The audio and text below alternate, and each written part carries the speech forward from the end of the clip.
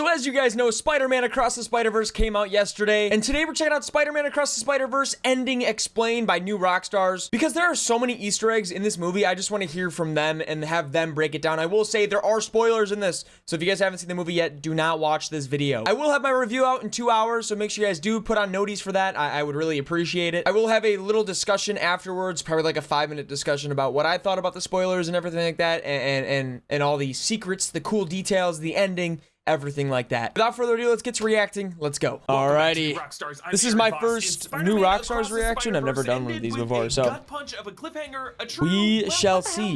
Moment setting up the next installment Beyond the Spider-Verse, currently slated to release March 29th, 2024. Yeah, what the hell, There's moment? a lot to explain with this movie's take on the ending was nuts. or I should say arachno-humanoid poly-multiverse. No post-credit scenes, so in this video, we're just gonna discuss where this movie leaves us and what's coming next. No post-credit scenes. Spoilers ahead. Also, I broke down new details of 2018's Into the Spider-Verse over on the Deep Dive channel, where on Friday, I'm hosting a live breakdown of Across the Spider-Verse at noon Eastern. Support me with one of these Miles Morales Multiverse Dive shirts at nerdriot.shop. It's one of my favorite new shirt designs. I'm gonna be wearing this all the time. And thank you to Boxu for sponsoring this video. More on their tasty offerings later. So in 2023, Spider-Man Across the Spider-Verse, Miles Morales learns that the Spider Society of Miguel O'Hara has excluded Miles because he is an anomaly. That his spider, Alchemix Spider number 42, came from another universe, Earth 42. Yeah, dude. To bite him. According to Miguel, I totally just realized that in the movie too. I was like, holy shit, no way. And it created the multiverse-consuming villain, the Spot. In Miles' universe, Jonathan Owen revealed the bagel. to be the Alchemix scientist in the 2018 movie that Miles threw a bagel at, producing that hilarious action word of bagel. So Miguel explains the nature of the Spider-Verse, aka the web of life and destiny, or in his words, Spiderverse. It's called the arachno-humanoid poly-multiverse. You always lose me with that. This web, he says, is made up of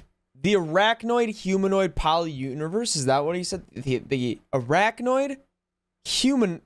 All right, interlocking nodes of canon events, critical rites of passage for all spider people, which include deaths of loved ones and sacrificial deaths of police captains, which for Gwen Stacy would be her father George Stacy, and for Miles would be his father Lieutenant Jeff Morales, soon to be Captain Jeff Morales. And Miles, as an anomaly, disrupts these canon events just by his nature, which we saw in Mumbattan when Miles saves Pavitr Prabakar's girlfriend's father, Captain Singh, from the fallout of the crumbling Alchemix building in that universe. So Miguel and his society trap villainous anomalies from the multiverse in these amber-colored shells, including a live-action cameo by Donald Glover as an I wanted to get into that. Remember, that was Glover awesome. Aaron Davis in 2017 Spider-Man Homecoming. That was so awesome. Now, he wasn't necessarily Prowler yet at that time, and he also cameoed in 2018's Into the Spider-Verse on Aaron Davis's TV from an episode of NBC's Community, when, as the character Troy, he wore Spider-Man PJs. Dude, Donald Glover, aka Childish Gambino, voiced Miles Morales in Donald the Ultimate Spider-Man Glover animated series. So Miguel tries to encase Miles for just a few days to let Miles' father Jeff die back on Earth 1610, because we know the Spot is targeting him. But Miles is able to use his electricity powers to explode out of the energy field, and he flees all the spider people in the HQ. He lures everyone on a chase on the high-speed rail train of Nueva York. Then he fries Miguel's techno-organic suit and leaps back down to the lab, where he uses a machine to cocoon him in a shell that will send him back to his home reality based on the DNA of the spider that bit him, so that he can save his father. Miguel does the same to Gwen Stacy, sending her back to Earth 65 with no multiverse gadgets, so she's not able to help Miles. Bringing us to the final act, where things get really eerie. Miles dashes home through the rain. He passes reflections of Spider-Ham, Penny Parker, and Spider-Man Noir, his friends from the 2018 film. But this red and green tinted world just looks a little off. Dude, I was like, holy shit,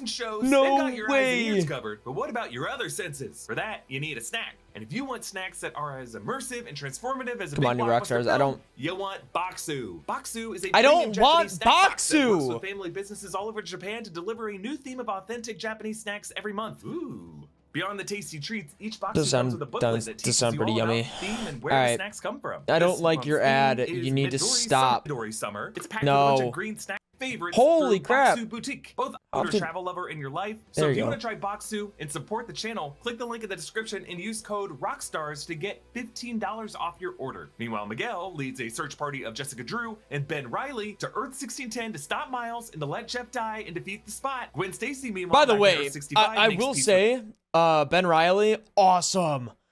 awesome. And I will say Spider-Punk's awesome. I'll get into that after this. I just die and defeat the Spot. Gwen Stacy, meanwhile, back in Earth 65, makes peace with her dad, George, who decided to resign from the police force and therefore not be a captain. And he gives her a different gadget designed by Hobie Brown that Gwen's able to use to go to 1610 to help Miles. So Miles has gone home, but a little detail in this bedroom: boxing gloves now hanging from the doorknob. This is a room of a Miles who's still working back. So Miles tells his mother Rio that he's Spider-Man, and we think Gwen is listening outside, but Rio doesn't know who Spider-Man is. And for a second, we think it's a joke that Rio might just not be caught up on current events, but no, like the classics. So Miles Morales didn't get sent back to his original planet or his original universe. He got sent back to the Spider's universe, which the Spider doesn't have a Spider-Man because it bit Miles in his universe.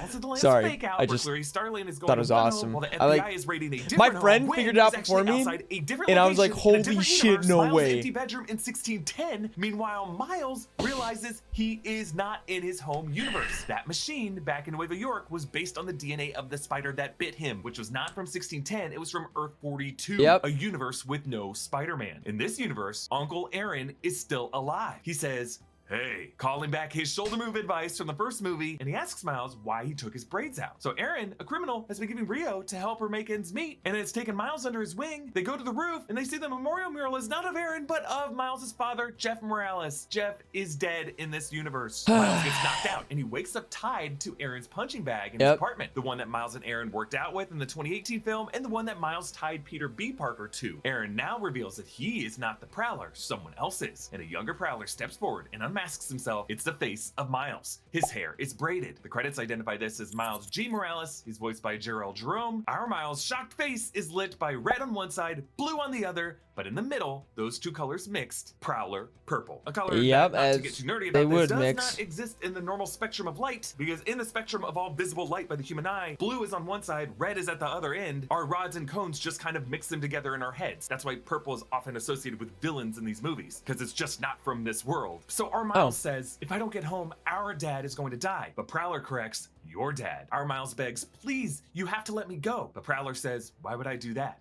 And he clenches his armored fist and presses the punching bag right beside Miles' face. So the film ends with the Spot closing in on Miles' father, Jeff, back in 1610, but we hear this wild drum solo, taking us back to the opening image of the movie. Gwen Stacy's drumming with her band, the Mary Jane. I will pause real quick before we get to the ending. I will say Gwen has to be my favorite character throughout this movie. Her character arc, her development is just fucking nuts. And I'm sorry for my language. Remember, this movie began with it's Gwen so Stacy good. leaving her band. And the now Mary she says Janes. she's I found just realized a new that. band, the combined forces of herself, Gwen Stacy, Peter B. Parker, Hobie Brown, Spider-Man Noir, Penny Parker, and Spider-Man. Dude, when I saw Spider-Man Noir, Penny Parker, and Porky Hammy, Spider-Ham. Sorry. When I saw them, I just freaked. I also like Parvita Parker. I really liked him. He's very cool. Chai tea is not chai tea. That means tea.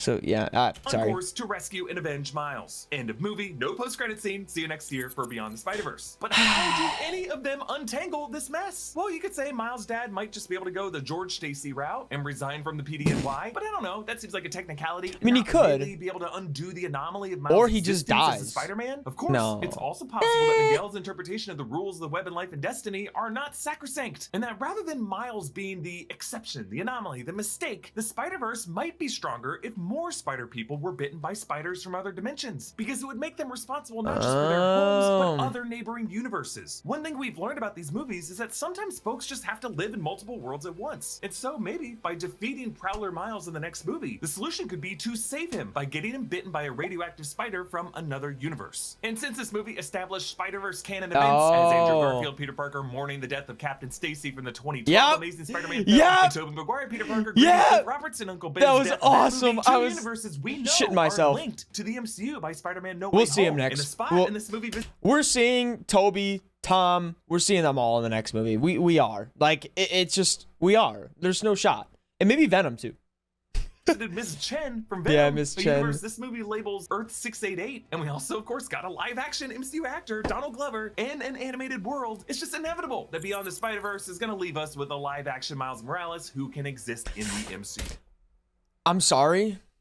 I'm sorry, but if it... Guys, all right, you know what? We're going to talk about it in a second. Now, my Easter egg breakdown of this film is coming this weekend on the main New Rockstars channel with more videos and explanations to go beyond that. Subscribe to the deep dive. Thank you, New Rockstars. I appreciate you. All right, guys, I'm going to get my notes pulled up here because I have a whole note sheet that I wanted to... We got a Donald Glover live action form. All right, that to me was freaking insane. Like, my friend was super hyped about it, and then I looked at him, I was like, holy shit.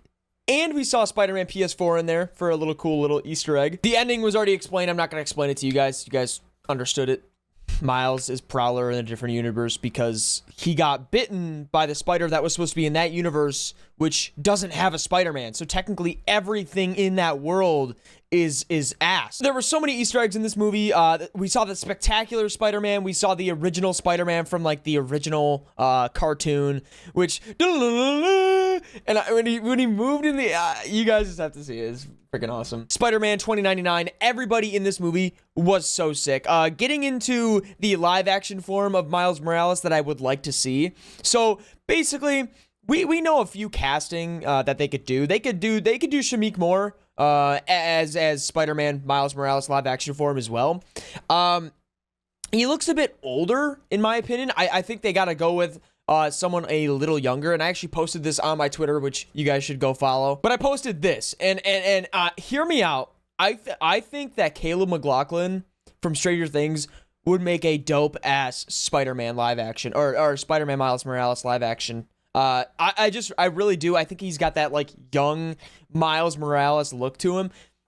We need this. We need this right now. But that's it for the new Rockstars video. My Easter eggs, talk, everything like that. I'm just going to put it all into one video because I don't really want to make a separate video again. But yeah, thank you guys so much for watching. If you guys did enjoy, hit that like button once again. And I will see you guys in the next reaction. Peace.